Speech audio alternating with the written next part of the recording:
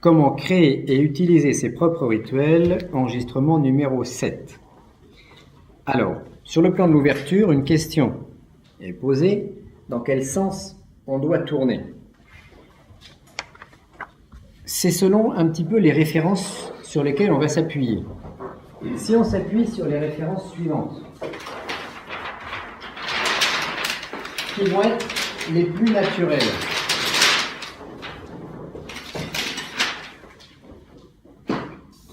La croix des éléments, le feu, l'air, l'eau, la terre. On aura de la même manière, le feu se situe au nord, l'air se situe à l'est, l'eau se situe au sud et la terre se situe à l'ouest. Je dirais que ça, c'est la représentation la plus logique des éléments sur les points cardinaux. Donc, feu, air, eau, terre. Quand je vais faire un appel d'énergie, je pars du spirituel pour arriver jusqu'à la matière concrète. Et à ce moment-là, je vais tourner dans le sens des aiguilles d'une montre. Je pars du feu qui est au nord pour arriver à l'air qui est à l'est, passer ensuite à l'eau qui est au sud pour terminer à la terre qui est à l'ouest. Donc, comme c'est un rituel d'appel, d'invocation, je vais tracer mon cercle de la même façon. C'est pas, je dirais, d'une importance capitale au niveau du tracé du cercle. Par contre, je reste dans ma logique, sur mon schéma. Donc, le cercle, dans ce cas-là, serait tracé en partant nord, est, sud, ouest et nord. Moi, j'ai appris que la Terre est au nord. La Terre est au nord. Pourquoi? Il faut se poser la question après, quand on place les éléments, le feu est au sud. Du pourquoi des choses. Alors, certains disent que la Terre est au nord. Pourquoi?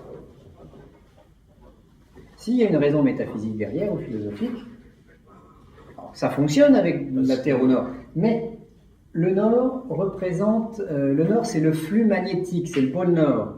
Donc les énergies magnétiques terrestres partent du nord pour aller vers le sud. Donc tous les géobiologues l'ont constaté, les courants magnétiques vont nord-sud.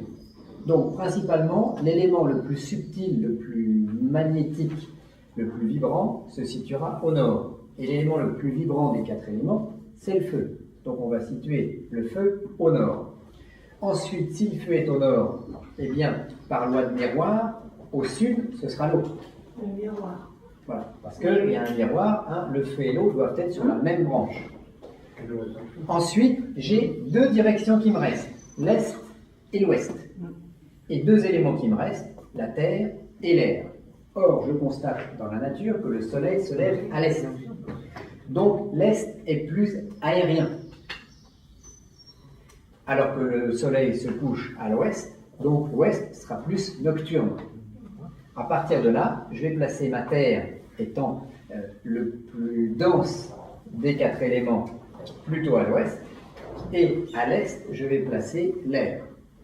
Et je me rends compte après que quand je mets les correspondances naturelles de couleurs, qui sont encore une fois parfaitement logiques, eh ben je vais me retrouver avec un air qui est plutôt jaune, et puis une terre qui sera plutôt de couleur bleue. Donc ça, c'est un système plus opérationnel, plus opératif que le fait de placer la Terre au nord, parce que... Alors, pourquoi ils ont placé la Terre au nord, les anciens? Parce qu'au nord, il fait froid. Ah oui, mais il y avait une référence aussi aux anciennes croyances, les hyperboréens, et les entités qui correspondent. Ça dépend. C'était Lug, par exemple, à l'est, le soleil, c'était Lug. Ça dépend après des systèmes. Si pendant des siècles, on a invoqué telle divinité vers tel point cardinal, on va continuer. Mais là, on est dans un système qui est purement naturel et qui n'est pas lié à un égrégore religieux ou autre. Donc le feu est au nord, l'eau au sud, l'air à l'est et la terre à l'ouest. Et à ce moment-là, on va descendre les énergies puisqu'on veut faire un appel. Donc mon cercle, je vais le tracer dans le sens des aiguilles d'une montre. Mais le tracé du cercle est secondaire. Ce qu'il faut, c'est que le cercle soit présent. Ensuite, mobilisation des énergies. Alors, mobilisation des énergies, ben, ce sera toujours pareil.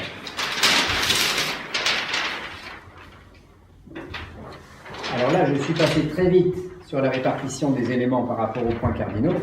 On pourrait y passer 1 heure en détaillant exactement le pourquoi, du comment, les arguments, les contre-arguments, etc., etc. Mais ce n'est pas trop le sujet du séminaire aujourd'hui. Ça le sera peut-être un petit peu plus tard.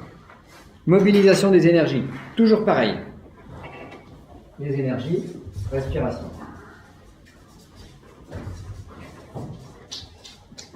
Donc vous êtes dans votre cercle, et puis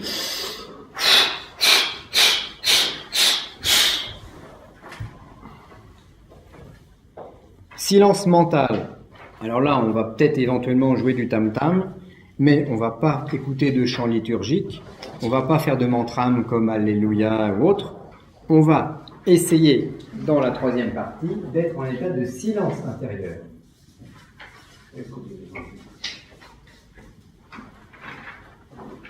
Alors vous vous apercevrez que si vous pratiquez les exercices de respiration juste avant le silence, c'est plus facile. Parce que par la respiration violente, vous vous serez libéré un petit peu la tête de tout un tas de choses. Donc, on se met en état de silence, de calme intérieur. 4e point, appel. Appel des forces. Et là, on va appeler les 4 éléments.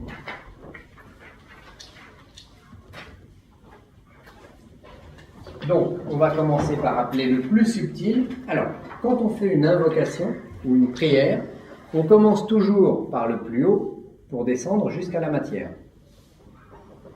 La terre, c'est la matière concrète dans laquelle nous vivons. L'eau, c'est, je dirais, le côté magnétique de la terre qui nous entoure. L'air, c'est un côté plus spirituel, plus aérien, voire angélique. Et le feu, c'est le feu du Saint-Esprit, c'est ce qui est le plus subtil. Donc, quand on appelle les éléments, on appelle toujours le patron avant d'appeler les ouvriers. Et on va suivre à ce moment-là exactement la répartition que nous avons vue juste tout à l'heure. Feu, air, eau, terre.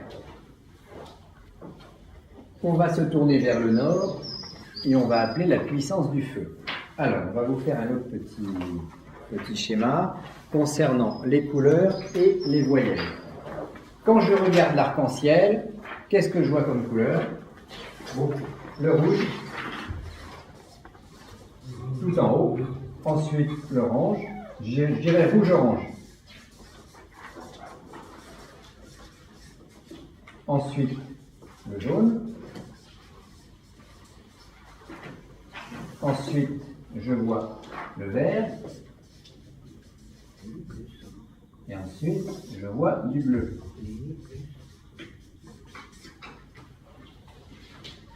Ça fait 4 couleurs. J'ai 4 couleurs, j'ai 4 éléments. Donc les couleurs, c'est rouge, jaune, vert, bleu. Dans le sens de l'arc-en-ciel. Donc dans le sens de la nature. J'ai 4 éléments. Le plus subtil des 4 éléments, c'est le feu. Un peu moins subtil, l'air. Un peu plus dense, l'eau. Et carrément solide, la terre. Donc, je les oriente dans le même principe que du plus subtil au plus lourd. Et je vais avoir le feu en face la couleur rouge, l'air en face la couleur jaune, l'eau en face la couleur verte et la terre en face la couleur bleue. Donc là, je me réfère à aucune tradition, je regarde les couleurs que la nature me donne. Avec les orientations, etc. Et j'ai aussi des voyelles. Alors là, on va se référer un tout petit peu au 36. On va considérer traditionnellement qu'on a 5 voyelles, A, E, I, O, U. Alors, traditionnellement, le A, ça correspond plutôt à un principe spirituel. Le E, c'est le feu. Le I, c'est l'air. Le O, c'est l'eau. Et le U, qui se prononce OU, c'est la terre. Donc je vais avoir feu, rouge, et air, jaune, I, eau, vert, eau, terre, bleu, OU. Et donc mon invocation est toute tracée.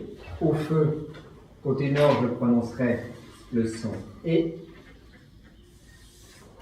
Côté air, est, je prononcerai le son I. Côté sud, l'eau, je prononcerai le son O. Et côté ouest, terre, je prononcerai le son U. En fait, le A, on ne place pas. En fait. Comment? Le A, on ne le place pas. Le A, on ne le place pas. Le A, c'est plutôt le centre de la croix. Ah oui. C'est plutôt le principe spirituel. Le cinquième élément, qui n'intervient pas directement dans le rituel naturel.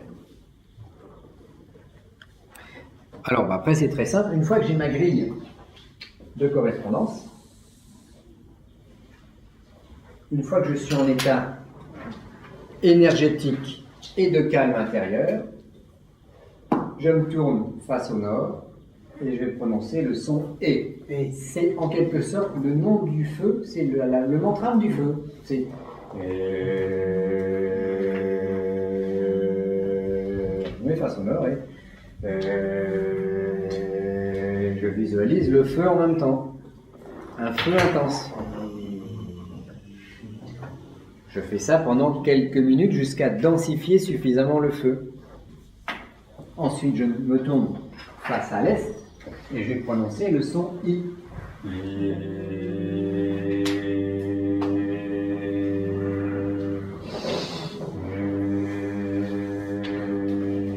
En visualisant le vent, l'air. Alors, je vais toujours scander par les respirations qui vont me permettre de maintenir un état de calme intérieur. Ça signifie, je vais faire comme ça pour l'air, pour l'est.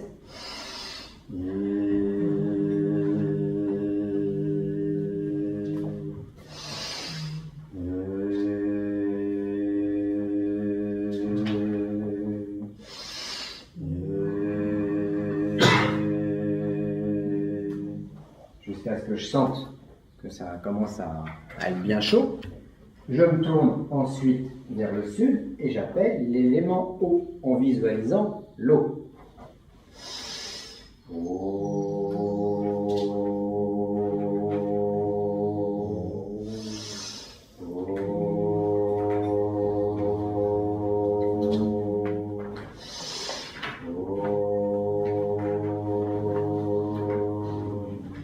Je me tourne ensuite vers l'ouest et je visualise la terre.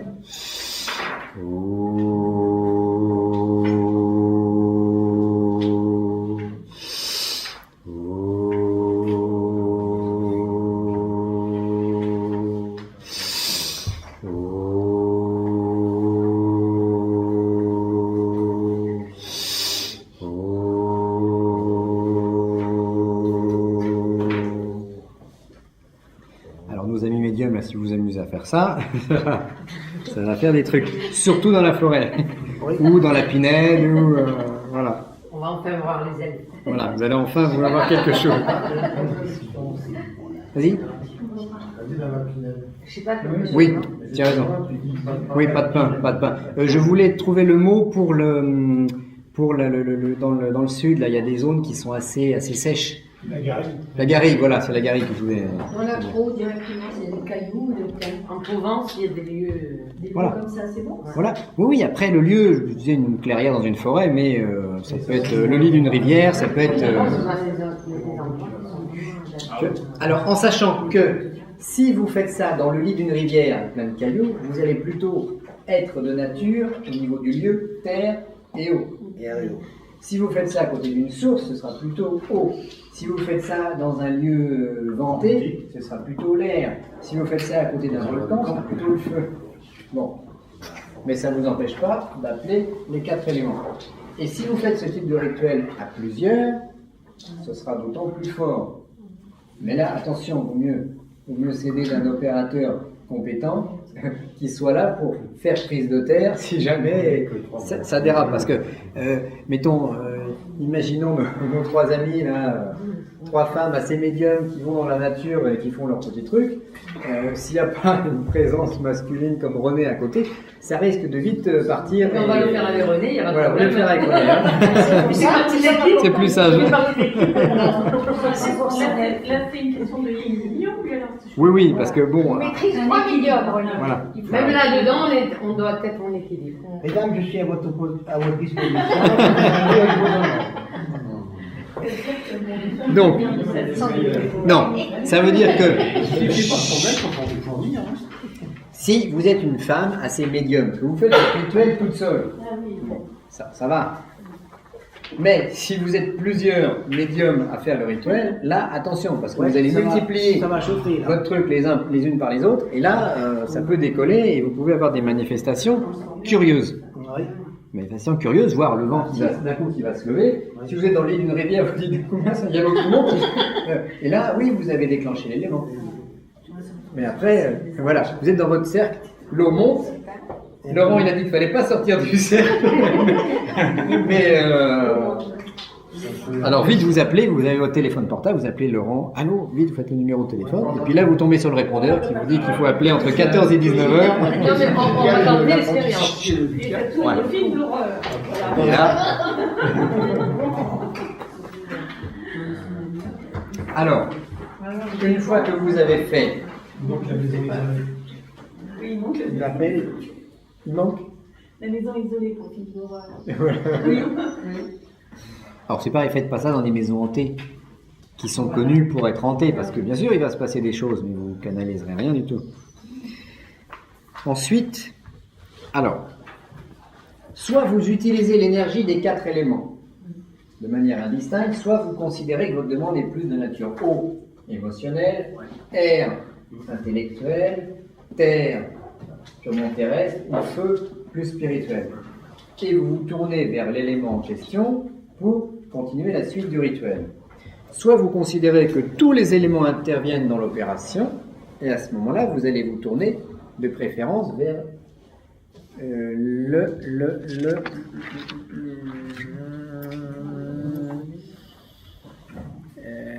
alors, quel serait le plus adéquat?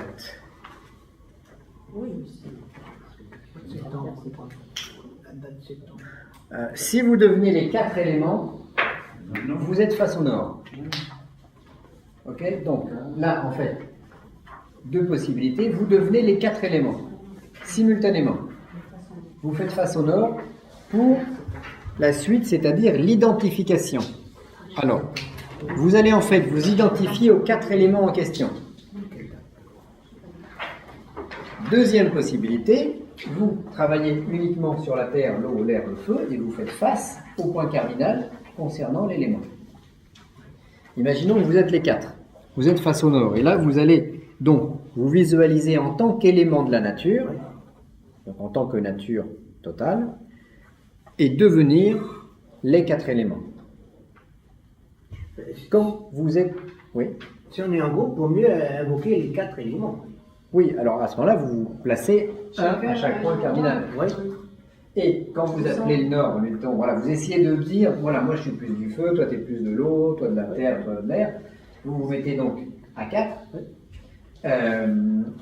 Et quand vous allez faire l'appel, mettons, du côté haut, vous êtes comme ça, ici, ici. Les femmes, direction air, eau Et vous vous terre. tournez tous dans la direction d'éléments appelés, Appelé, oui. en restant à votre place. Sinon, si vous êtes tout seul, vous êtes au milieu. Donc si vous êtes tout seul, voilà. C'est un peu le côté chamanique, non? Vous mettez, c'est un peu le côté chamanique. Oui. Mais attention, chamanique réel. Ainsi que l'eau, l'air. Là, c'est plus le chamanique. C'est plus le chamanique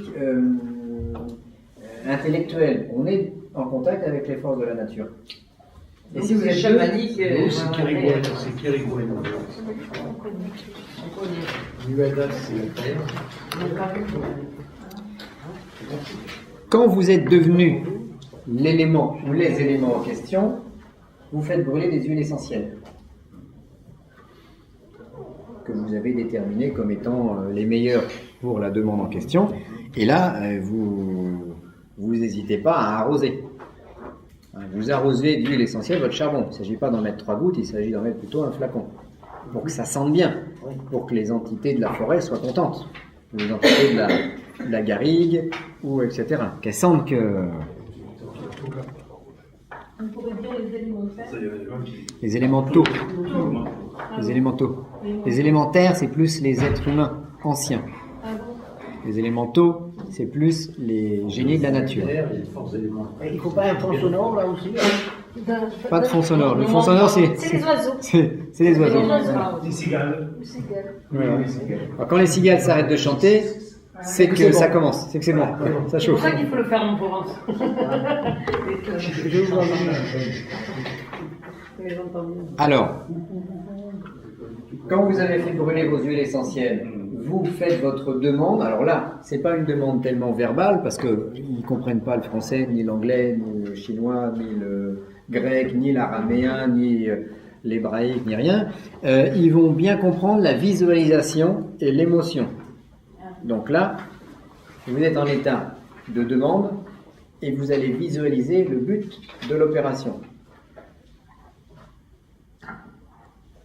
Vous visualisez le but de l'opération en faisant monter, je dirais, les énergies, en étant de plus en plus viscéralement concentré sur le but de l'opération.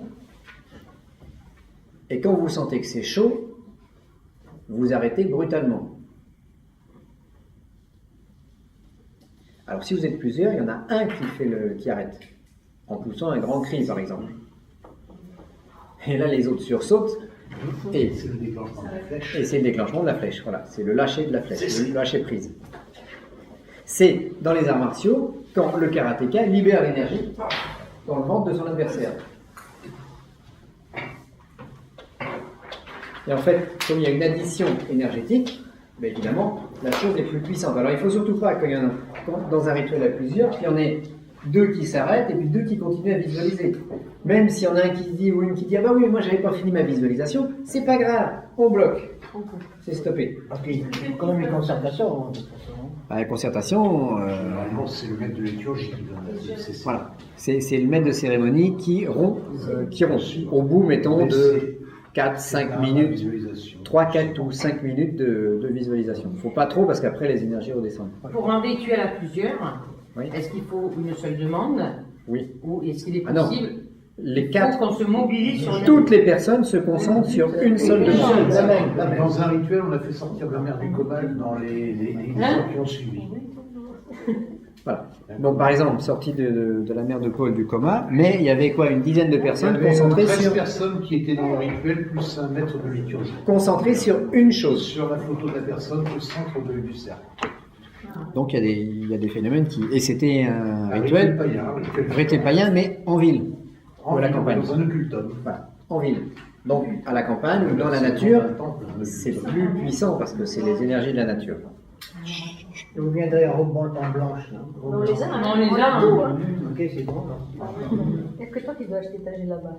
On continue. Alors, la promesse. Ensuite, une fois que vous avez fait votre rupture brutale, vous pouvez avoir une promesse, mais attention, c'est des éléments de la nature. Donc la promesse, ça peut être la promesse de revenir faire un rituel pour brûler des huiles essentielles en grande quantité, si vous avez la réalisation de votre vœu. Ce serait plus naturel. Ce sera plus naturel qu'autre chose. Ouais, ce que vous dites, c'est vrai. Voilà, pas trop. Alors, ça peut être de la nourriture, mais alors attention. Chut, chut.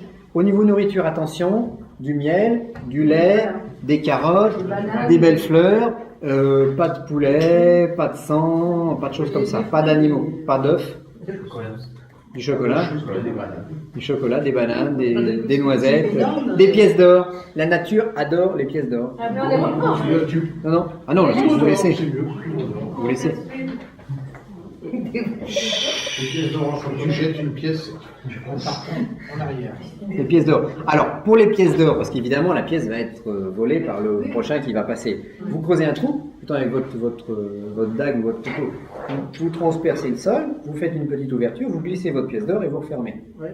Comme ça, c'est les élémentaux qui vont se nourrir de la chaleur émise par le métal aurifère. Ce qui est très bien, c'est de prendre de la feuille d'or qui sert à faire les gravures sur le livre. Oui, mais là, ils vont dire que vous êtes un peu radin. Et c'est vrai que ce sont les gnomes qui sont les Gardiens des trésors. de C'est ce l'enfer. qu'on dit. C'est ce qu'on dit. On les a pas vus.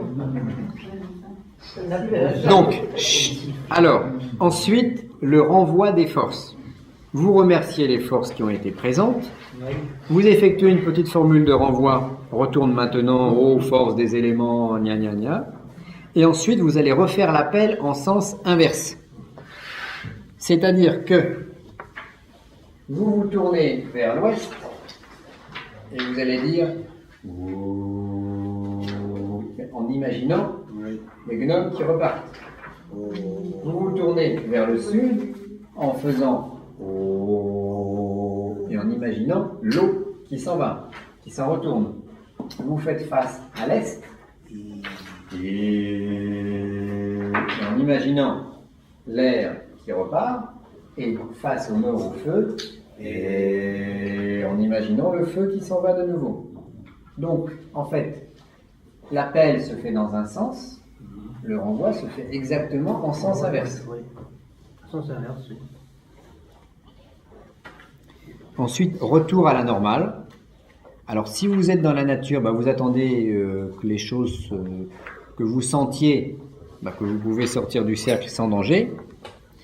Mais il est quand même conseillé, quand on sort du cercle, d'avoir...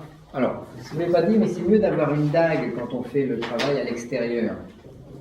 Parce qu'il peut y avoir des forces qui se manifestent d'une manière ou d'une autre. Il faut quand même éventuellement garder une réserve au cas où. Donc une dague, ça permet de dissoudre les fluides de façon à ce qu'ils ne puissent pas se manifester dans la matière. Donc si par exemple vous faites un rituel dans la forêt puis vous avez des conglomérats sous forme de fumée, des choses un petit peu dangereuses qui vous mettent mal à l'aise et qui s'approchent, vous piquez avec la dague dedans et ça va automatiquement dissoudre les énergies électromagnétiques qui essayaient de se densifier dans la matière. Ensuite, quand vous allez sortir du cercle, le premier qui sort du cercle va rompre le cercle avec la dague à deux endroits différents pour ouvrir une porte. Et quand il sort, il met la dague à côté de sa tête comme un paratonnerre et il voit si tout se passe bien. Et si tout se passe bien, les autres peuvent sortir aussi.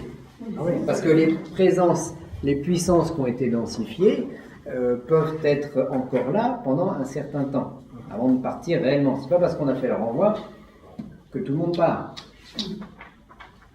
Des fois, vous avez fini votre repas, puis vous continuez à discuter jusqu'à 3h du matin, parce que vous êtes bien avec la personne en question. Donc là, c'est un petit peu la même chose. S'ils se sentent bien avec vous, ils vont avoir tendance à rester un petit peu plus longtemps. Donc il faut prévoir le sac de couchage au cas où ça se ferait mal au moment où on sort du Voilà. Et vous pouvez très bien prévoir le sac de couchage. Déjà, si vous avez une bout de ficelle, si vous avez fait un cercle de 6 mètres de diamètre, vous pouvez éventuellement monter la tente. dormir en attendant que ça se termine. Alors, les invocations, si vous sentez que ça commence à se manifester, vous les poussez pas trop. Parce que plus vous allez appeler, plus ça va se densifier. Donc, il faut pousser suffisamment de manière à ce qu'il y ait quelque chose qui se présente. Mais après, il faut savoir doser et pas pousser trop loin si c'est déjà présent. Donc, il y en a qui vont devoir pousser pendant 15 minutes à chaque point cardinal. Et puis il y en a d'autres, au bout de 3 minutes, il vaut mieux qu'ils arrêtent parce que ça va se manifester. Tout dépend de notre médiumnité personnelle. Personnellement, vous l'avez fait, cette expérience? Je ne parle que des expériences que j'ai déjà faites. On risque rien quand même dans l'ensemble. Je veux dire, on ne peut pas se faire prendre par une entité dangereuse. Tout acte est risqué. Quand on vient à Sévinet, quand on traverse la route, quand on va au restaurant, on mange quelque chose. Le plan de ce rituel est exactement, mis à part sa petite discussion, qu'un rituel sorcier. C'est pareil. C'est des forces naturelles. Ça suit absolument, mis à part qu'on fait les pentagrammes aux 4 points cardinaux, Voilà. le cercle on le fait avec la baguette, les pentagrammes c'est avec l'épée, les renvois c'est avec la baguette qui nous voit comme ça. De toute façon, de toute éternité, depuis que le monde est monde, on pratique les rituels de la même façon. Ça comporte ce que j'ai. Bien sûr. Alors ce rituel, on va dire que c'est un rituel de quelle tradition? Il n'est d'aucune tradition. C'est un rituel naturel. Non, c'est ni celtique, ni de droite, ni de gauche, ni de haut, ni du bas. C'est de la magie bio. On peut remplacer la dague par un objet tranchant. Oui, c'est-à-dire une dague, par exemple. De hache, Une hallebarde. non, mais une petite hache. C'est mieux. Chut. On peut remplacer la dague par une épée. Alors le principe de la dague, c'est un manche en acier une lame en acier et un manche isolé, soit en bois, soit au pire en caoutchouc, soit avec un lacet de cuir. Vous faites le tour pour que ce soit. Mais il vaut mieux isoler de manière à ce que la main ne soit pas en contact directement avec le métal, parce que autant dans un exorcisme, c'est pas trop important, autant là, s'il y a une force naturelle qui veut se manifester, vous lui piquez avec une épée, vous avez intérêt à avoir un manche isolé. Parce que sinon, vous pouvez prendre une décharge. Alors, je dirais que dans ce type d'opération, il faut commencer tranquillement, il faut le faire doucement, et puis après, si ça se passe bien, vous en faites un deuxième un peu plus fort, et puis un troisième un peu plus fort. On y va tranquille. Ce que vous pouvez très bien demander dans ce genre d'opération, c'est la santé pour vous-même. Bon, commençons. Vous ne serez jamais mieux servi que par vous-même. Donc, commencez par demander pour votre santé, par demander d'être rempli de bonnes énergies naturelles et positives, que le feu soit présent dans votre sang, que l'air soit présent dans vos poumons, que l'eau circule bien dans votre corps, et puis que vos os soient solides. Donc, c'est un rituel qui peut servir à la régénération personnelle. Un rituel vital. Si après un rituel vous vous sentez mal, pas bien, vampirisé ou autre, c'est qu'il y a un problème. Donc c'est qu'il y a quelque chose que vous n'avez pas, que vous avez mal maîtrisé ou quelque chose qui vous a échappé. Vous devez vous sentir bien. Peut-être, ce type de rituel, vous pouvez le faire et des fois vous pouvez sentir une charge magnétique forte dans le nœud. Et à la fin du rituel, après le renvoi, vous vous allongez dans votre cercle et vous piquez un petit sommeil. Voilà. Parce que, et là, c'est très bon, parce que là, vous allez laisser les énergies naturelles vous imprégner et le magnétisme vous recharge. C'est comme le magnétiseur qui magnétise un sujet, il y a tellement de force que le gars, il s'endort au bout d'un certain temps.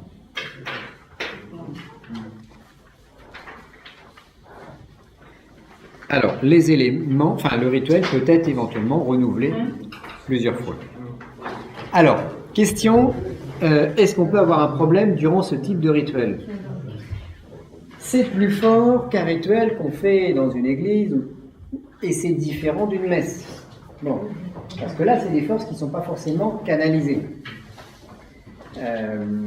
On peut faire un malaise durant le rituel. Qu'est-ce qui va se passer? Il y a une différence de potentiel énergétique importante entre celui ou celle qui opère et les forces appelées. Et c'est cette différence qui peut créer une sorte de choc énergétique. Si vous sentez que ça se densifie, que vous commencez à pas être très bien, vous arrêtez l'invocation. Vous ne poussez pas au-delà de vos forces. Vous pouvez sentir, et c'est pour ça qu'il est bon qu'il y ait une deuxième personne moins sensible, vous pouvez sentir d'un coup comme une chape qui descend, et puis là vous commencez à vous sentir à la limite de l'évanouissement. Bon, c'est que le rituel fonctionne bien. Dans ce cas-là, il faut que l'opérateur vous attrape, vous allonge, vous assoit, et puis vous reprenez vos esprits tranquillement. Donc il ne peut pas y avoir, d'accidents graves, mais il peut y avoir des choses qui sont un peu fortes. Alors, ce qu'il faut, c'est d'abord s'entraîner chez soi, dans sa salle à manger. Voilà. Plus vous allez pratiquer l'exercice de respiration qu'on va voir tout de suite après, plus vous serez puissant et moins vous serez à même d'avoir un malaise. Bon. Donc, après, c'est à vous de connaître vos limites et de savoir jusqu'où aller. Alors, c'est sûr que dans un rituel de groupe, c'est un petit peu différent parce qu'il y en a toujours un qui veut aller plus loin et puis l'autre qui commence à vaciller. Bon, à ce moment-là, on bloque et puis on continue le rituel. Qu'est-ce qu'on doit faire si quelqu'un s'évanouit ? Est-ce qu'on doit arrêter le rituel ? On doit arrêter l'invocation, mais on va continuer quand même le rituel. Et puis après, celui qui s'est un peu endormi va se réveiller tranquillement, il va avoir sa charge d'énergie et tout va bien se passer. Alors, il vaut mieux éviter, quand une femme fait ce rituel, d'être en période de règle. Parce que là, ça peut attirer des entités qui ne sont pas forcément appelées. Dans les magies arabes, il y a des rituels qui se font précisément pendant cette période, de manière à ce que les mauvaises entités soient bien attirées par le sang, ça fait une sorte de sacrifice, et puis aillent rendre amoureux le boulanger, la boulangère, jeter un mauvais sort à l'autre, etc., etc. Une question ou une remarque ? Non, vous avez répondu, c'est dans le sens où une personne se trouvait mal. Par exemple, ça peut arriver. Donc on arrête, on poursuit le rituel. On arrête l'invocation, on ne pousse pas plus loin l'appel, mais on va poursuivre quand même le rituel. Bon, sauf si, attendez, s'il fait un vrai malaise, il vaut mieux appeler le SAMU. Alors Bernard ? J'ai deux questions, moi, parce qu'il y a un certain nombre de personnes qui sont mortes au cours d'un rituel. Je pense à Fabre d'Olivet, l'abbé Boulan, éventuellement Stanislas de Gaëta. Donc, et puis alors, deuxièmement, dans une formule d'exorcisme, est-ce qu'on peut introduire le démiurge, l'ordre du monde, à côté de Dieu? Parce que là, ce sont d'autres philosophies qui interviennent. Alors, on peut nommer Dieu de manière naturelle, le Dieu créateur, avec différents termes. On va essayer de ne pas trop spécifier le Dieu. On ne va pas faire, par exemple, des signes de croix en disant « In nomine Patris et Filii et Spiritus Sancti », parce que ça, c'est purement chrétien. Mais bien sûr, les entités de la nature savent qu'il y a un créateur. Voilà, parce qu'elles sont, elles, des créatures, donc automatiquement, elles ont conscience d'un créateur et de forces supérieures. Donc ça, c'est pour la deuxième partie de la question. Pour la première partie, il y a des gens qui sont décédés déjà au cours du rituel. Alors, il faut savoir que dans certains cas, il y avait des luttes de mages les uns contre les autres, comme l'abbé Boulan contre, je crois que c'était Eliphas Lévy, Stanislas de Gaëta contre d'autres. Donc attention, il y a des fois, il y a des combats de mages les uns sur les autres. Et c'est vrai que dans un rituel, on ouvre une porte, et à ce moment-là, il faut faire quand même bien attention. C'est pour ça qu'il est très conseillé d'avoir un bon entraînement respiratoire avant d'aborder ces choses. Et de ne pas être trop sensible, ou d'avoir avec soi dans le cercle quelqu'un qui ne va pas être trop sensible et qui va pouvoir gérer les problèmes. Mais c'est pareil, quand vous traversez... Alors il y a quand même beaucoup moins d'accidents de magie, de décès par magie, que de décès par la voiture. Donc on a moins de gens qui font de la magie à haut niveau. Voilà, c'est pour vous rassurer. Il y a moins de gens à faire de la magie à haut niveau. Julien a été tué par les travaux de Coutella, et Coutella s'est tiré le fusil de chasse dans le cultum. Sa femme et sa fille se sont pendus dans le cultum. Voilà. C'est du règlement de compte, on parle pas. Alors, attention, pour œuvrer dans le domaine de la magie, soit il faut faire déjà partie d'une armée, d'où la nécessité des fois de faire partie d'une église, parce que comme ça on est ordonné, et si on nous attaque, on attaque l'égrégore et on a quand même des bonnes protections. Soit on le fait, soit on le fait, je dirais, discrètement. Tu prends ton truc, tu gardes, terminé. Voilà. Bon, c'est sûr que... mais on n'est plus tellement à l'époque de ces luttes de magie. Alors c'est vrai que dans la sorcellerie, on a des fois beaucoup plus de luttes de pouvoir que dans d'autres courants, qui vont être plus mystiques, plus intellectuels, plus religieux. C'était deux Wicca, deux groupes de Wicca qui s'affrontaient, et il y a eu des morts. De puissance entre eux. Mais parce qu'ils s'envoyaient des mauvais sorts les uns les autres. Alors, une chose extrêmement importante, qu'on ne devrait pas enregistrer, mais bon, tant mieux pour ceux qui vont l'écouter. Dans un combat de magie, ou dans un combat mystique, ou dans un combat religieux, ou dans un combat d'égrégore, il ne faut jamais envoyer du mal à ses ennemis.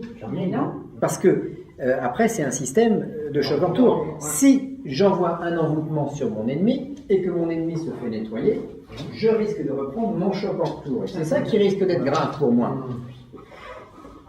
J'ai le droit de me défendre avec une ruse plus ou moins forte ou pas. Si je suis pas très rusé, je vais lire les grands exorcismes et puis je vais faire ce qui est écrit dans le livre de manière textuelle. Et puis si je suis un peu plus rusé, je vais utiliser l'exorcisme triangulaire qui permet en fait de retourner un petit peu les forces contre l'adversaire. Mais moi, j'attaque jamais. Ce qui me permet de me tirer beaucoup plus facilement des situations difficiles. Or, dans les deux groupes de Wicca qui se sont affrontés, qu'est-ce qui s'est passé dans les années 70 ou 80, je crois, 80, ils se sont jetés des mauvais sorts mutuellement. Donc, ils se sont liés. Ils se sont liés par le combat. Et à ce moment-là, faut bien que l'énergie elle aille quelque part. Et ça a fini dans un bain de sang, des suicides, etc. Une espèce de choc en retour réciproque. Oui. L'hémorragie. Ouais. Ah oui, hémorragie interne, etc. L'hémorragie interne, il est mort à Lançon. C'est ça. Et l'autre, il s'est tué dans le cultum. Il s'est suicidé. L'énergie contre l'énergie se reprend. Fusil, C'est tout. Voilà. la fille et la femme pendues. Et ils ont Donc, retour. Donc ça a été une espèce de retour de flamme qui a été Normalement, Pour ça, il ne faut rien faire. malheureux. Ils étaient prévenus. Ça. Ils connaissent les risques de leur métier. Hein. Parce qu'ils sont envoyés de la haine, et pas vous savez, au même moment qu'ils font des tests, la conformité. Pas forcément, mais bon, ils se sont combattus et puis. J'ai vu le prestige. L'un était la Ligue occidentale, l'autre était la Ligue internationale. C'est carrément. Alors, les combats comme ça, entre petites églises, des fois c'est la même chose. Moi j'ai appris récemment qu'il y avait des évêques du côté de Cahors qui avaient nos livres, et qui faisaient des envoûtements de sorcellerie sur nos livres. Ah oui, c'est vrai. Alors je me suis dit, attends, Si, si. des évêques exorcistes qui font de la magie noire sur nos livres. Mais évêque catholique. Alors, petit évêque je sais pas quoi, évêque de je sais pas quoi, mais or, c'est complètement idiot. D'abord, faire des rituels de magie noire sur un livre de prière, c'est pas très intelligent. Bon, parce que vous tous, quand vous allez lire les prières qui sont dedans, bien sûr, vous allez nettoyer les envoûtements en même temps. Donc, c'est vraiment pas ce qu'il faut faire. Deuxièmement, les vrais occultistes ne s'attaquent jamais mutuellement les uns les autres. Parce qu'un maître en sorcellerie va jamais attaquer un spécialiste en exorcisme. Et un spécialiste en exorcisme ne va jamais aller ennuyer un maître en sorcellerie. Parce que, c'est deux niveaux qui sont différents, c'est deux façons de penser différentes, mais comme on ne connaît pas réellement le niveau de l'autre, on va éviter un affrontement. Donc qu'est-ce qui se passe? C'est toujours en général les plus petits qui veulent affronter parce qu'ils n'ont pas compris que c'était pas sage.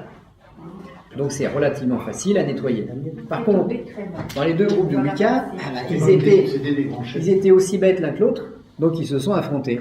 Alors que s'ils avaient été intelligents, ils auraient vécu longtemps, ils auraient eu des enfants, etc. C'était là qui avait commencé, c'était là.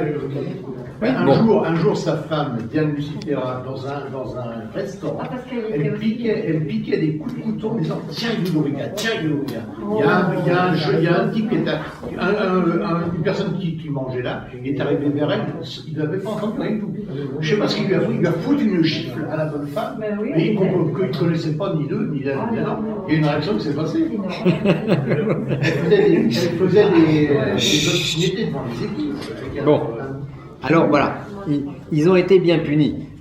Alors, en plus qu'il y avait l'égrégore chrétien qui était derrière, qui était peut-être pas trop pour leur système, et ça leur a rajouté une petite peau de banane, et puis ils se sont cassés l'un l'autre. Donc, faut jamais envoyer du mal à ses ennemis, faut pardonner à ses ennemis. Ça ne veut pas dire qu'il ne faut pas se dégager, se désenvoûter, s'exorciser, lutter de manière à se défendre soi-même ou défendre les autres, mais on n'attaque pas. Et ça, c'est de la stratégie. Alors, les éléments indispensables pour un rituel. Si vous utilisez des cierges, plutôt des cierges en cire d'abeille, cierge naturel.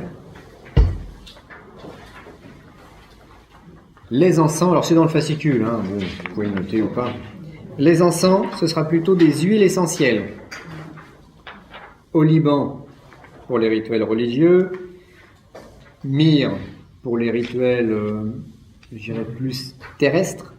Le bain-joint, est-ce que ça purifie pas plus que Bain-joint, c'est très bien. c'est pareil? Le camphre, ça nettoie. Alors le lieu oratoire, bah, bien sûr, plus c'est à la campagne, mieux c'est. Mais on peut réaliser des choses très bonnes dans une ville. Je connais pas trop cet encens. Je connais pas trop cet encens, donc je ne l'ai pas utilisé. Je n'ai pas d'expérience dessus. Alors, dans la nature, s'il vous plaît, dans la nature, il est bon d'avoir, comme on a dit, une épée ou une dague et éventuellement un bâton de commandement, donc un bâton. Les chamans ont toujours un bâton. On reviendra un jour sur les techniques des bâtons et des baguettes. Si vous utilisez des parchemins pour tracer des pentacles, pour tracer des vœux, plutôt des parchemins végétal, voire parchemin animal, plutôt que du papier canson. Les vêtements, alors quand vous faites un rituel, bien sûr, toujours pieds nus, pas de montre, pas de bracelet, pas de collier, pas de bijoux, pas de bague, pas de boucle d'oreille. Évitez les parfums. Alors pour les femmes et les hommes également, on évite de se parfumer, de mettre du Coco Chanel numéro 5 juste avant un rituel. Voilà. Par contre, on prend un bain pour être bien nettoyé.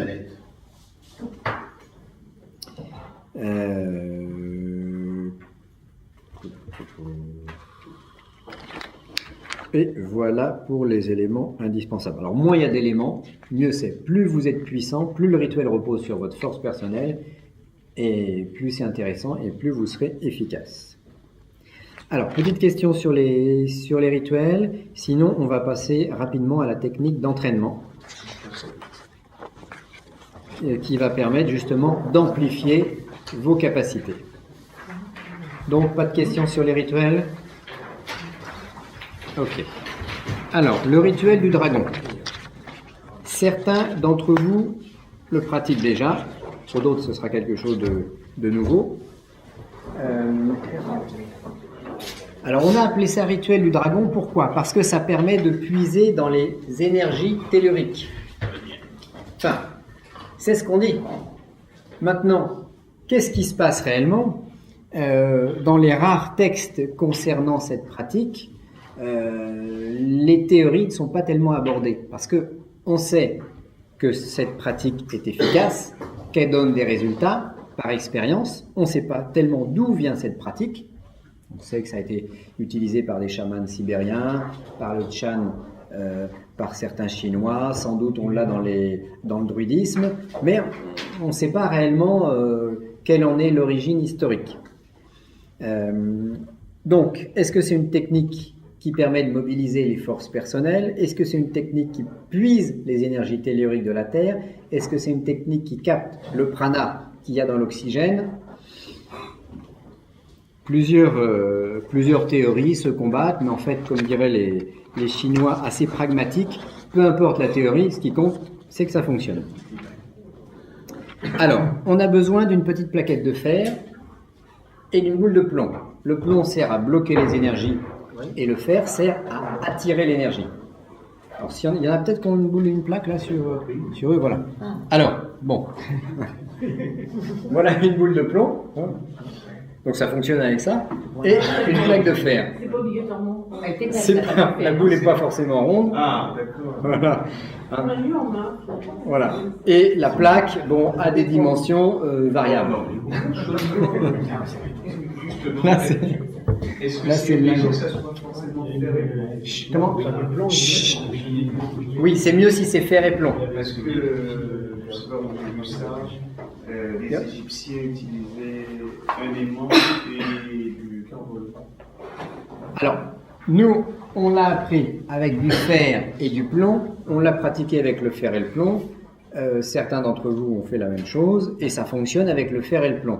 Le plomb, ça bloque la sortie des énergies et le fer, ça attire une énergie. Alors c'est vrai que du fer aimanté serait peut-être plus intéressante, mais après on s'écarte un peu de la tradition. Je sais qu'il y en a certains qui pratiquent avec une plaque de cuivre et une boule de plomb. Mais ce serait vénusien.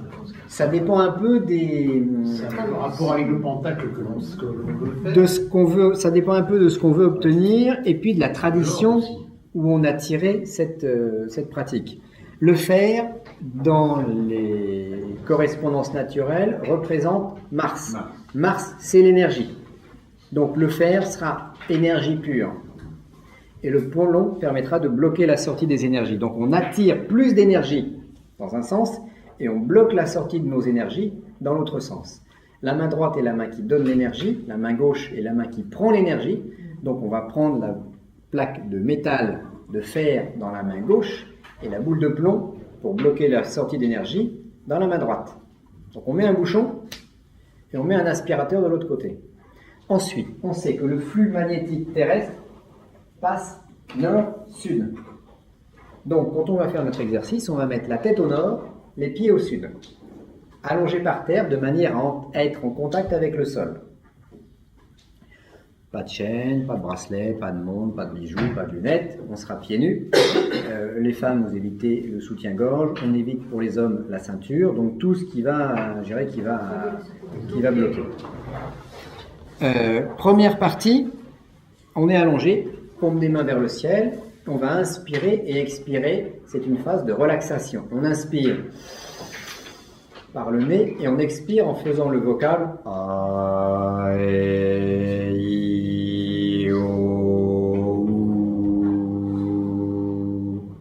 Alors moi j'ai appris cette technique avec le son.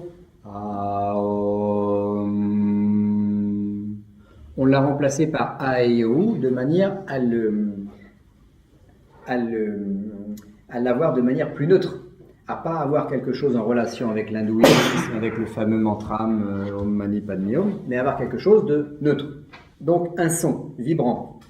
Vous pouvez avoir envie de faire simplement Om.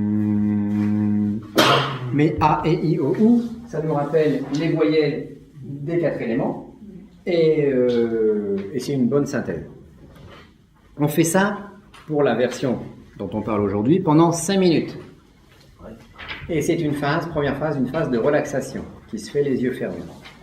Deuxième phase, je vais saisir dans mon poing droit la boule de plomb. Je laisse ma main gauche ouverte avec la plaque de métal dedans. J'amène les pieds vers les fesses. Et je respire de manière rapide.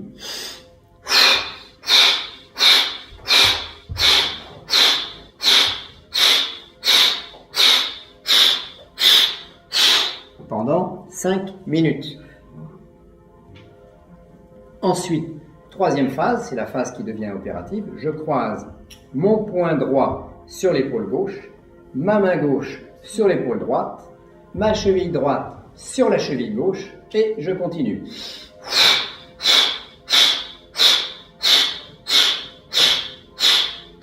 Pendant 20 minutes.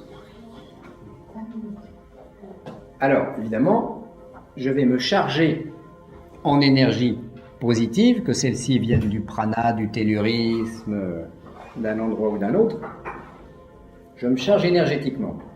Plus il y a de volume d'air qui va passer dans les poumons, et plus je vais avoir une charge énergétique importante. Parce qu'il y a des gens que j'ai vus respirer comme ça. Je ne citerai pas de nom, mais vous avez repéré. Il y en a qui respirent comme ça.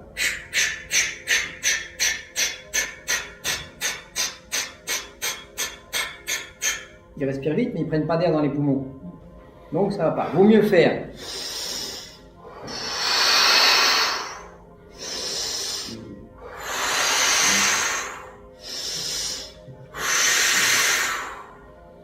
que la respiration précédente.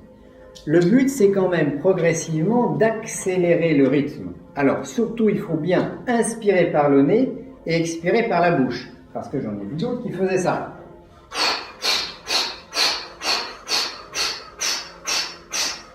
Mais là, j'inspire par la bouche et je souffle par la bouche.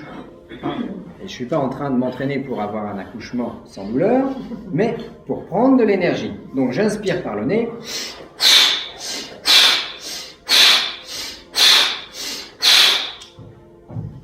Ok. Alors, Autre défaut qu'on peut avoir quand on est comme ça, c'est travailler de la manière suivante.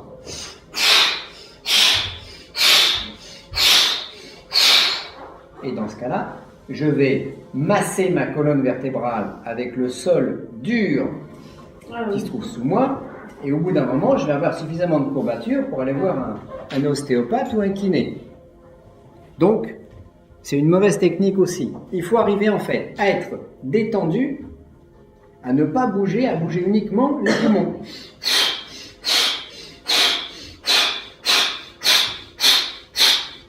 Et progressivement, on accélère le rythme. Si donc, nous pratiquons selon ce qui est expliqué dans le fascicule, vous avez première phase 5 minutes, deuxième phase 5 minutes, troisième phase 20 minutes, total 30 minutes.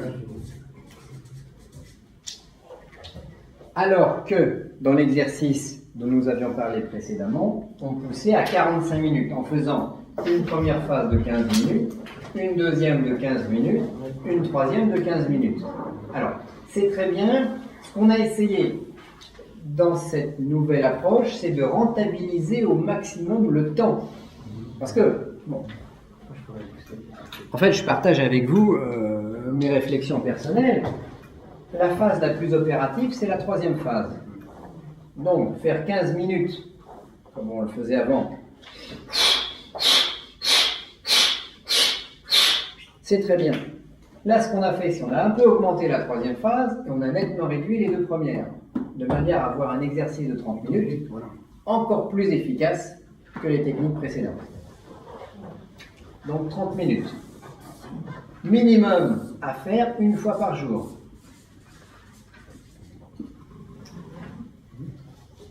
On dit dans la tradition que celui qui serait capable de pratiquer cet entraînement 8 fois par jour pendant 365 jours, 8 fois par jour. Voilà, 8 fois par jour pendant 365 jours, n'aurait plus jamais besoin d'aucun rituel. Il rajeunit, quoi. Il rajeunit, etc., etc. Donc, ça fait 4 heures de respiration par jour. Bon. Comme je suis un petit peu paresseux personnellement, j'aimerais bien pouvoir exorciser sans être obligé de lire le psaume 2, l'évangile de Saint Jean, etc., etc. Donc là, je vais essayer pendant une petite année de monter progressivement mon rythme d'entraînement jusqu'à 8 par jour pendant 1 an pour pouvoir travailler d'une manière plus fulgurante. À partir de quand? À partir de quand j'ai commencé à faire ça? C'était déjà bien, mais voilà. La performance est intéressante. Là, je me dis qu'après tout, mais il ne veut pas le dire. Après tout, j'accélère un petit peu. Hein, alors Oui. on ne peut pas passer à 8 par jour de manière comme ça. Donc, surtout si on n'a pas l'habitude. Donc, au démarrage, vous le faites 1 fois par jour, puis 2 fois, puis 3 fois. Moi, là, le mois dernier, je suis passé à une moyenne de 4 par jour. Ça fait que 2 heures de respiration. Je me suis dit, bon, j'aime bien de temps en temps regarder un film à la télévision. Eh bien, plus de télé. Bon, tant pis. Faut que je sache ce que je veux. Donc, je vais supprimer la télé et j'ai gagné 2 heures sur ma journée. Tu ne la regardais pas? Ouais, je ne regardais pas trop, mais... Et maintenant, je vais essayer de monter à 3 heures par jour. Ça en fait que 6 pendant 1 mois. On a moins besoin de sommeil, peut-être, plus on augmente des... On est différent. Si vous pratiquez un entraînement intensif de cette nature, de toute façon, vous changez. Votre mental change, vos habitudes changent, votre puissance change. De toute façon, celui qui ne change pas, c'est qu'il ne fait pas. Ou qu'il fait mal. Mais si on le fait réellement, on a un phénomène, on a du changement.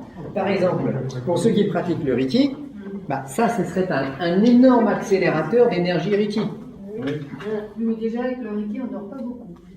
Voilà. Moi, il m'est arrivé 6 heures de Reiki par jour. 6 heures de Reiki par jour. De clients? Oui, parce qu'elle fait des séances de 2 heures. Séance de 2 heures, oui.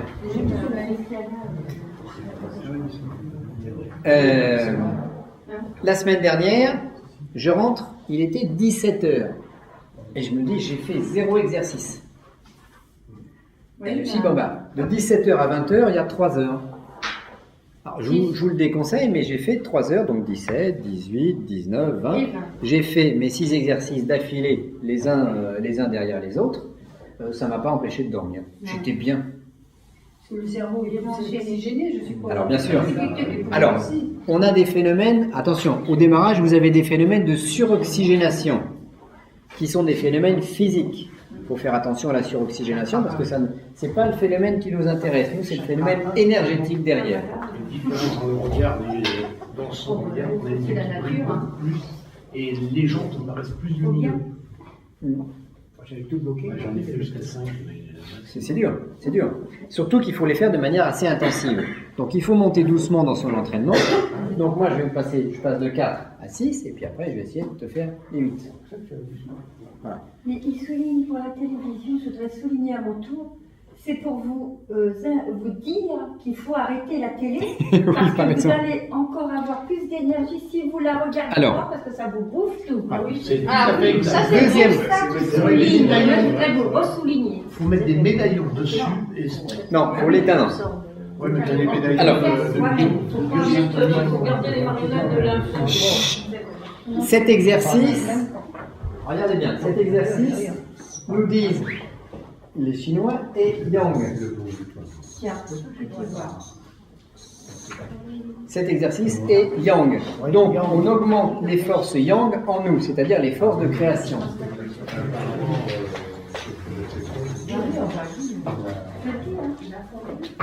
Les forces Yin. Les forces Yin sont des forces de dispersion des énergies. Alors si j'ai plus de Yang mais que j'ai plus de Yin, je fais un équilibre et j'augmente pas mes capacités. Ça veut dire que si plus je respire et plus je fais d'erreurs, eh ben je dilapide mon énergie Yang. Alors qu'est-ce que c'est? Le Yin, par exemple, c'est la télévision. Vous faites une respiration, vous regardez 3 heures la télévision derrière, vous avez perdu l'avantage de votre respiration. Les jeux vidéo.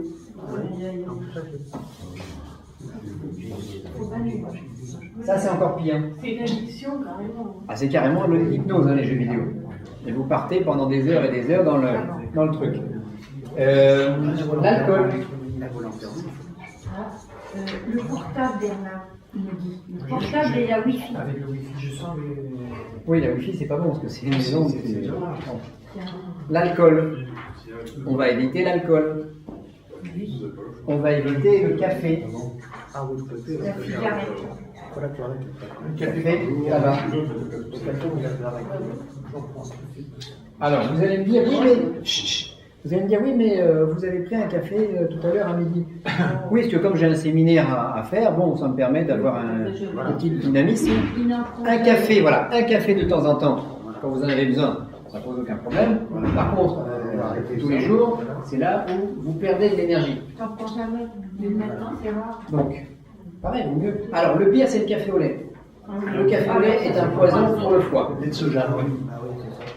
Café au lait de soja, je ne connais pas. C'est déjà mieux. Mais il vaut mieux éviter le café, le tabac, l'alcool, les jeux vidéo, la télé. Qu'est-ce qu'on...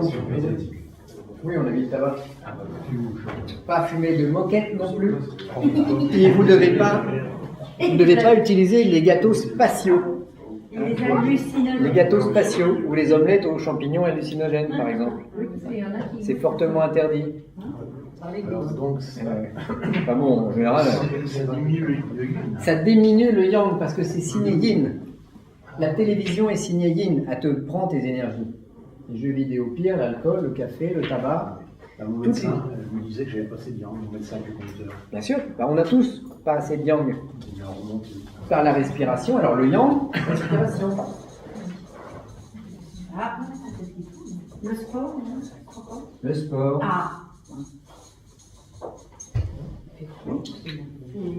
Une marche consciente, la marche consciente d'objet, Oui. en rappel de soi. Bien sûr. Qui n'est pas Alors, facile. comme disait Bernard, la marche consciente. La marche consciente, qu'est-ce que c'est? Vous vous promenez, faites une promenade dans la forêt, mais en ayant conscience que vos jambes sont en train de marcher, que votre ventre se soulève, que vos poumons respirent, que votre cœur bat. Et là, vous faites du yang. Je travaille, Être dans soi. Être en soi. je travaille tous les jours avec une machine qu'on appelle le Chi Machine. C'est un appareil qui met des ballons ça te donne une vibration comme ça. C'est-à-dire que cette vibration, c'est un médecin japonais qui a remarqué que les poissons rouges avaient le nageoire caudale qui permettent d'oxygéner. Et cette vibration remonte des pieds jusqu'au de la tête, sur la colonne vertébrale, et ça permet d'oxygéner toutes les cellules du sang. C'est-à-dire qu'un quart d'heure, cette machine représente une marche intense au point de l'oxygénation de 90 minutes. Oui, mais c'est pas conscient. Non, ça, c'est pas conscient. Alors, conscient, mais c'est physique. C'est physique. Moi, je monte à une énergie très forte. Tu disais Du point de vue radiation, c'est. Moi, j'ai l'énergie d'un type de 25 ans.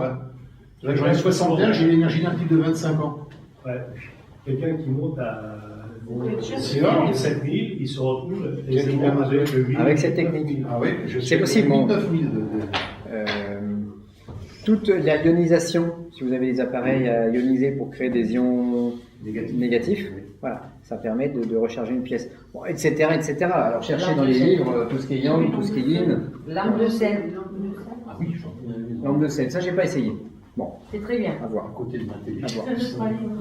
Donc voilà, si vous chargez en énergie d'un côté et que vous déchargez plus puissamment de l'autre, vous faites un équilibre et vous avancez pas. Alors, le rituel du dragon, vous avez donc tout dans le fascicule expliqué et qui va permettre en fait de travailler régulièrement. Avez-vous des questions? Pas de questions. Donc, plus vous allez pratiquer et plus vous allez, comme nous disent les textes, devenir un magicien naturel. C'est les taoïstes, parce que c'est aussi utilisé par les taoïstes. Ils considèrent que c'est l'exercice le plus puissant pour devenir un magicien naturel, c'est-à-dire pour que ce que l'on désire se concrétise sans qu'il soit nécessité de faire des rituels. Sauf que, bien sûr, ce système ne fonctionne que si l'on s'en sert, et en attendant d'avoir suffisamment de puissance pour éviter les rituels, eh ben, on va utiliser cet exercice pour se charger et pour faire des rituels de manière plus efficace. Alors, c'est aussi quelque chose qui permet un rajeunissement, qui permet d'avoir plus d'énergie de toute nature. Vous en constaterez vous-même les effets positifs. Alors, il n'y a pas d'exemple à ce jour de personnes qui, ayant pratiqué cet entraînement régulièrement et réellement, il n'y a pas d'exemple d'échec. Il y a toujours quelque chose de positif qui se concrétise, qui se fait. Si ça ne fonctionne pas, c'est qu'on ne le fait pas ou qu'on le fait mal, comme ça. Moi, je connais quelqu'un qui a respiré comme ça, des heures et des heures par jour, et la personne disait, mais j'ai l'impression qu'il se passe rien, j'ai l'impression que je me vide au lieu de me charger. Et quand j'ai fait l'exercice avec cette personne, je lui dis, bah oui, mais attends, là, c'est pas...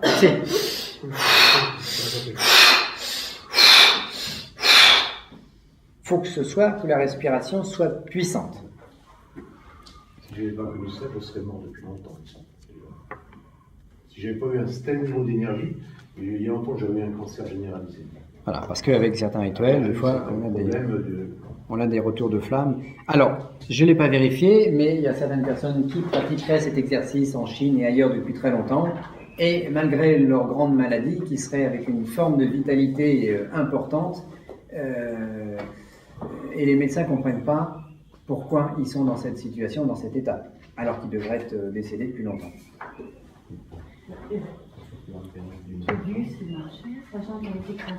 Voilà. Bon, les jambes écrasées ne repoussent pas, mais les rhumatismes peuvent diminuer, etc., etc. Alors, c'est pareil pour ceux qui sont médiums.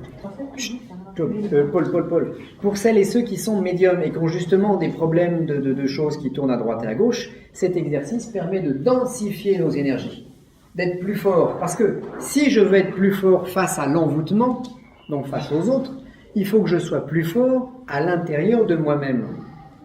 Je veux lutter contre un envoûtement. Qu'est-ce que je peux faire comme sacrifice sur moi-même pour être plus fort? Eh bien, m'entraîner. Et plus je m'entraîne, plus je suis fort, parce que ça demande de la volonté. Attention, ceux ou celles qui vont commencer l'exercice et qui vont commencer à le faire, au bout de 3 jours, vous en aurez marre. Vous allez vous dire, mais c'est dur, mon corps ne veut pas. Et vous pouvez vous sentir pas très bien, parce que vous allez commencer par déclencher aussi des sortes de crises de détoxication. On va être malade en fait. Plus on est intoxiqué, plus le corps il va commencer à éliminer les choses. Alors, On va commencer dans l'avion. voilà. Exemple. J'ai recommencé un entraînement intensif il y a quelques semaines. Bon, j'aime bien de temps en temps prendre une coupe de champagne. Dieu me le pardonne, parce que bon, entre moi, à part le vin de messe, j'ai pas le droit à l'alcool.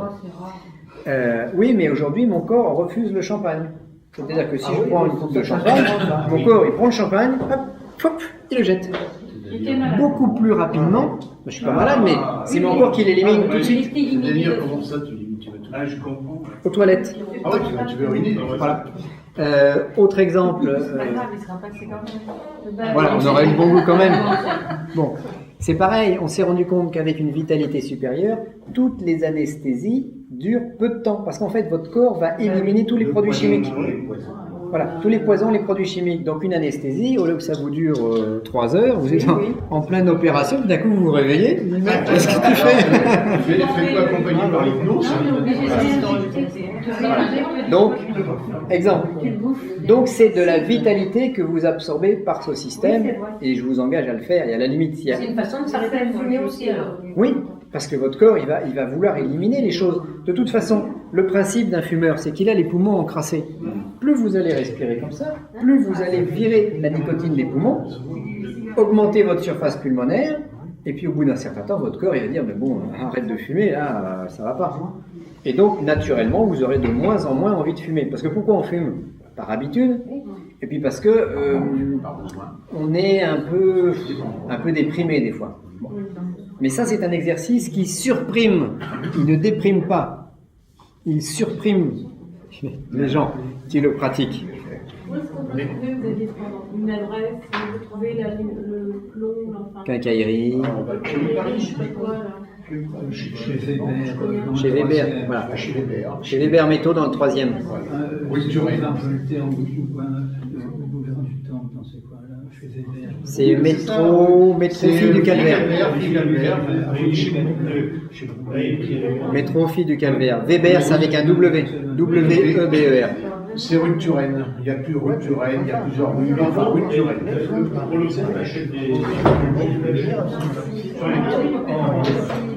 Il faut savoir